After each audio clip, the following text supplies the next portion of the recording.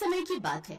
रोशनपुर नाम के एक छोटे से गांव में पार्वती बाई नाम की एक बुढ़िया रहने आई। वो हमेशा घूंघट में रहती थी और कभी किसी ने उसका चेहरा नहीं देखा था। पार्वती बाई बहुत चालाक थी और गांव के लोगों को ठगने का काम करती थी। उसकी बहू शांति और बेटा सरजू भी इस धंधे में उसका साथ देते थे। वे गांव के लोगों को ये विश्वास दिलाते थे कि पार्वती बाई बहुत पहुंची हुई साध्वी है और हर समस्या का समाधान जानती है। गांव के लोग सीधे साधे थे और वे आसानी से पार्वती बाई की बातों में आ जाते थे। पार्वती बाई का घर गांव के किनारे पर था, जहां अक्सर लोग अपनी समस्याएं लेकर आते थे। गांव वालों के बीच पार्वती बाई घूंघट वाली बूढ़ी माता के नाम से प्रसिद्ध थी। सब लोग लाइन में चलो, घूंघट वाली माता जी सबको बारी बारी से ही उत्तर देंगी। पार्वती बाई के बेटा बहू लाइन में खड़े लोगों को अंदर भेजते जाते और पार्वती बाई उनकी समस्याओं को सुनकर उन्हें तरह तरह के उपाय बताती जाती। घूंघट वाली माता जी की जय हो। माता जी, मेरे पति बहुत कमजोर रहने लगे हैं, जब देखो तब सोए रहते हैं, बिल्कुल निकट्टू आलसी हो गए हैं। कोई उपाय या जड़ी बूटी बताइए जिससे इनका आलस दूर हो। इस मिश्रण को अपने पति को रोजाना पिलाना है, उनकी सभी बीमारियां ठीक हो जाएंगी। 500 के 5 नोट यहाँ रखने हैं। जय हो घूंघट वाली माता जी की। माता जी, मेरा व्यापार में आजकल बहुत घाटा हो रहा है, कोई उपाय? 100 रुपए के 10 नोट 5 मंगलवार एक रुमाल में बांधकर मुझे देने हैं। मैं उन नोटों की पूजा करूंगी, इससे तुम्हारी आर्थिक स्थिति सुधर जाएगी। इसी तरह लोग पार्वती बाई की बातों में आकर वैसा ही करते, लेकिन उनकी समस्याएं ज्यों की त्यों रहती। जिन लोगों के रिश्तों में खटास होती, पार्वती बाई उन्हें कहती। हर दिन एक विशेष मंत्र का जाप करते हुए राशन की बोरियां और तेल घी उसे दान करने से रिश्ते सुधर जाएंगे। जिन महिलाओं को संतान नहीं होती थी, पार्वती बाई उन्हें कहती, तुम्हें हर पूर्णिमा के दिन 101 चांदी के सिक्के चढ़ाने होंगे, इससे तुम्हें संतान प्राप्त होगी।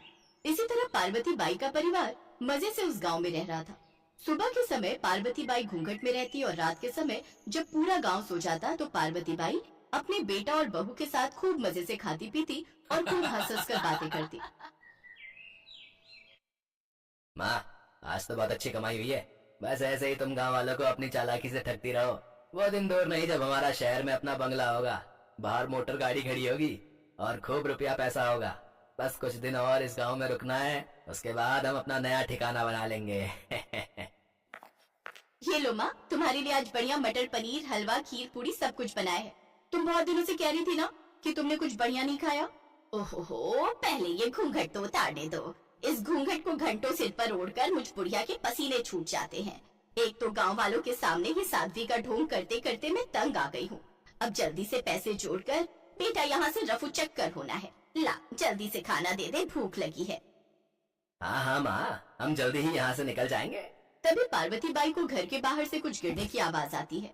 सरजू बेटा, लगता है किसी ने हमारी बातें सुन ली है और मुझे देख भी न लिया हो। जल्दी से उसे पकड़, कौन है वो, नहीं तो वो हमारा भेद सबके सामने खोल देगा। हाँ माँ, देखता हूँ।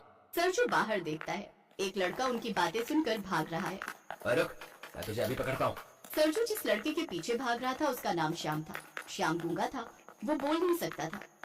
श्याम तेजी से दौड़कर अपनी जान बचाने की कोशिश करता है। तभी वो एक आदमी से टकरा जाता है। उस आदमी का नाम गोविंद था। सरजू जब ये सब देखता है तो वापस लौट जाता है। अंधेरे में सरजू को आदमी की शक्ल दिखाई नहीं देती। अरे अरे भाई, क्या हुआ? तुम घबराए हुए क्यों? श्याम अपनी गूंगी आवाज में कुछ समझाने की कोशिश करता है, पर गोविंद को बात समझ में नहीं आती। गोविंद गांव के पंडित जी का भतीजा था, जो आज ही शहर से आया था। गोविंद श्याम को अपने साथ ले जाता है।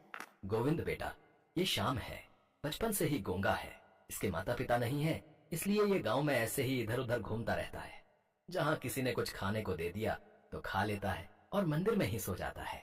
हो सकता है ये कहीं से कुछ खाने का ला रहा हो और किसी ने इसे चोर समझ लिया हो। चाचा जी, मैं ये सच अभी पता लगा लेता हूँ। श्याम, लो, ये रहा कागज और ये रहा पेन। तुम लिखना जानते हो ना? तो मुझे लिखकर बताओ कि आखिर क्या हुआ था, तुमने क्या देखा था? पंडित जी ने उसे थोड़ा बहुत पढ़ना लिखना सिखा रखा था और आज वही काम आया। श्याम ने सारी सच्चाई लिख दी कि पार्वती बाई किस तरह से अपने बहू और बेटे के साथ मिलकर गांव के सीधे साधे लोगों को ठग रही है। पर गोविंद जानता था कि ऐसे उसकी बातों पर कोई विश्वास नहीं करेगा, क्योंकि कहीं न कहीं कुछ बातें तुक्के से पार्वती बाई की सच हो गई थी, जिससे गांव वालों का विश्वास उस पर दुगना हो गया था। गोविंद ने ठान लिया था कि वो इस रहस्य का पर्दाफाश करेगा। उधर पार्वती बाई को तसल्ली थी कि श्याम तो गूंगा है, तो वो उनके बारे में किसी से कुछ कह ही नहीं पाएगा, इसलिए वो और उसके बेटा बहू बेफिक्र हो गए। इधर गोविंद ने योजना बनाई और पार्वती बाई के घर गया। घूंघट वाली माताजी, मैंने आपके बारे में बहुत सुना है।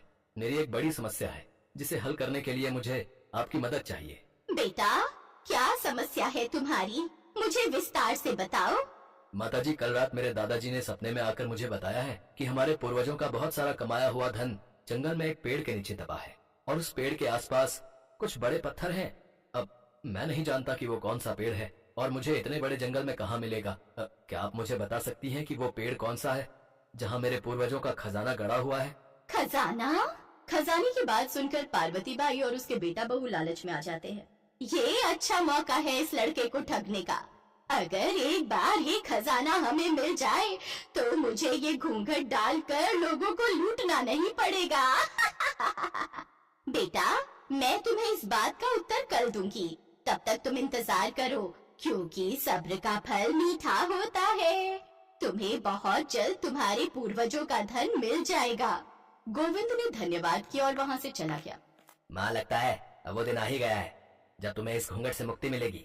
आज रात ही सारा गड़ा हुआ धन निकाल लेते हैं और सुबह सुबह यहाँ से भाग जाएंगे। उसी रात पार्वती बाई और उसके बेटा बहू के साथ धन खोजने के लिए जंगल चले गए। माँ, यहाँ तो बहुत सारे ऐसे पेड़ हैं जिनके आसपास बड़े पत्थर हैं। हम कैसे पहचानेंगे कि किस पेड़ के नीचे धन दबा हुआ है? बेटा, ये जितने भी पेड़ नजर आ रहे हैं सबके आसपास की मिट्टी खोद डालते हैं। किसी न किसी पेड़ के नीचे तो धन दबा हुआ मिल ही जाएगा। पार्वती बाई और उसके बेटा बहू सारे पेड़ों के नीचे की मिट्टी खोदने लगे, इस उम्मीद में कि उन्हें वो धन मिल जाएगा। तभी गोविंद गांव वालों के साथ वहां पहुंच जाता है। गोविंद गांव वालों के सामने पार्वती बाई का सच लाना चाहता था। गांव वालों ने पार्वती बाई को रंगे हाथों पकड़ लिया। अब तो आप सबको मेरी बातों पर यकीन हो गया ना कि ये पार्वती बाई आप सबको बेवकूफ बनाकर ठग रही थी। ये चालाक है, ये तीनों हमें ठगते थे। आज इनकी सच्चाई सामने आ गई है।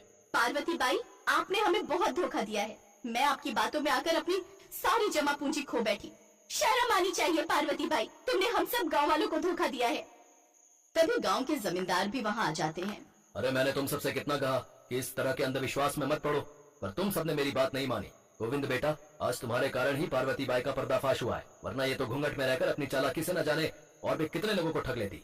ठाकुर साहब, पार्वती बाई को पकड़वाने में शाम का भी हाथ है, क्योंकि शाम अगर मुझे इनकी सच्चाई कागज पर लिख कर न बता देता तो ये तीनों पकड़े ही न जाते। श्याम, तुमने बहुत अच्छा काम किया है, इसीलिए मैं तुम्हारे रहने के लिए गांव में एक नया घर बनवाऊंगा ताकि तुम्हें इधर उधर भटकना न पड़े और तुम तीनों हवालात में रहोगे। मैंने पुलिस को फोन कर दिया है, वो कुछ ही देर में आने वाली होगी।